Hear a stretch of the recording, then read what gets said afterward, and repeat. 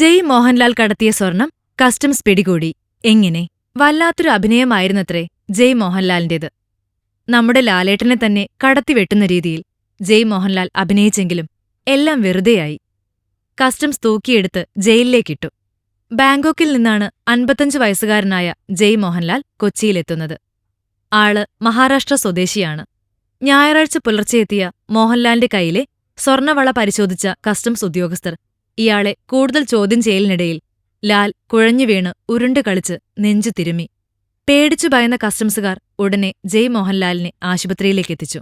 2 മണിക്കൂർ നേരത്തെ വിദഗ്ധ പരിശോധനകൾ. എല്ലാം കഴിഞ്ഞപ്പോൾ ഡോക്ടർമാർ വിധിയെഴുതി.